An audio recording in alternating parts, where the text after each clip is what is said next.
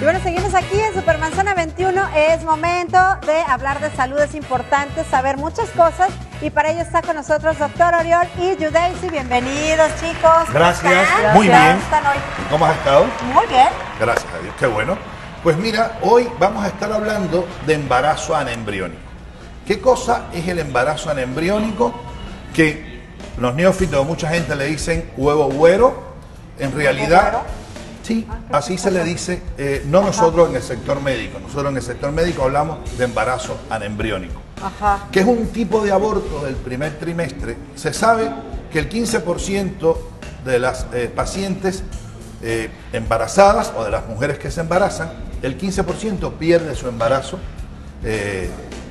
por causas de un aborto y un tercio de estos son precisamente los embarazos anembriónicos. Cuando el huevo es fecundado por el espermatozoide, ocurren una serie de cambios, tanto en crecimiento por mitosis o división, que es la meiosis, y esto hace que su caparazón, para que me pueda entender el auditorio, está formado por algo que los médicos saben, le ponemos nombre raro a todo, que se llama trofoblasto, y esto hace que se implante en el útero, o sea, la implantación, y de este trofoblasto va a surgir la placenta. O sea, lo primero que surge es la placenta con su bolsa para el embrión, donde dentro de esta bolsa se desarrolla el líquido amniótico y el propio embrión. ¿Y qué sucede en el embarazo anembriónico? Que se suspende el crecimiento embrionario o simplemente no ocurre, como se está viendo en esa imagen. ¿Por qué? Porque no llega a desarrollar más de 1 milímetro este embarazo y por tanto no se puede ver ni tan siquiera en el ultrasonido este embrión. Por tanto, esto es lo que el concepto y más o menos lo que significa un embarazo anembriónico. Ahora la doctora nos va a hablar de sus síntomas, de su manejo y vamos a estar intercambiando con ella opiniones al respecto. El embarazo embriónico es causado por cromosopatía, fundamentalmente alteraciones del cromosoma 16. También las edades extremas de la vida, es decir, las adolescentes o las mujeres mayores de 40 años, aumenta la incidencia de embarazos anembriónicos, así como el déficit de ácido fólico y las mujeres que consumen drogas o alcohol. Ok, son las causas. Son las causas. Entonces, el embarazo anembriónico, la prueba de embarazo da positivo y esto es posible porque la placenta continúa desarrollándose y secreta la gonadotropina coriónica humana. Al principio el embarazo puede cursar como un embarazo normal, dando náuseas, vómitos, pérdida de peso, cansancio, tensión mamaria, sueño. Y esto es posible por la misma acción de las hormonas, es decir, de la gonadotropina coriónica humana. Ahora, ¿cómo realizas el diagnóstico? El diagnóstico se realiza por una ecografía, donde vas a observar el saco gestacional sin embrión. Muchas veces haces esta ecografía con el embarazo muy pequeño y hay que repetirla a los 15 días, donde vas a confirmar el diagnóstico. Ok. Sí, a grandes rasgos, así mismo, como dice la doctora. Sí.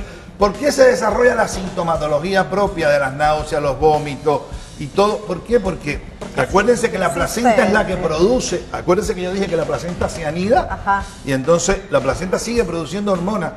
La mujer se hace una prueba de embarazo y dice, no, estoy embarazada. Por eso cuando llegan a consulta, yo siempre les digo, hasta que no veamos los latidos cardíacos en el bebé, no hagan público su embarazo. No se lo cuenten, no se lo comuniquen a nadie, no lo pongan en redes sociales.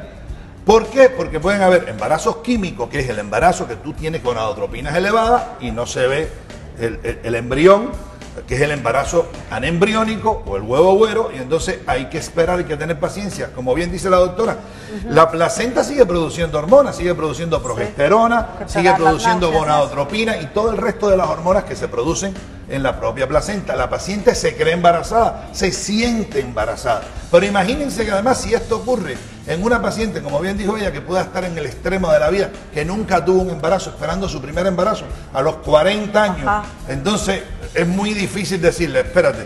¿Por qué? Porque cuando ocurre esto, hay que evacuar el útero para evitar las infecciones, para evitar las complicaciones propias, pero uno no le puede decir a una paciente que haya estado en un manejo de infertilidad, que haya hecho un embarazo no embriónico, pues ya hay que evacuar el útero. Pues no, casi siempre le decimos, no vamos a desesperarnos, vamos a esperarnos de 10 a 14 días para repetirte el ultrasonido y ver entonces si aparece o no aparece el embrión. En caso de no aparecer, pues se confirma el diagnóstico de embarazo no embriónico y sí tenemos que evacuar el útero para que tú no te compliques.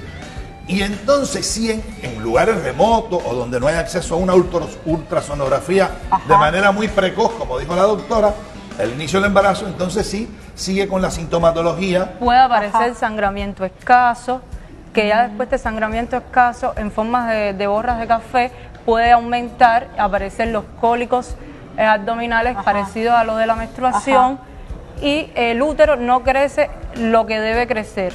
Y entonces ya es cuando te indican la ecografía, en caso de que haya en esos lugares y se confirme el diagnóstico. Y aparecen complicaciones como la hemorragia intensa y la infección.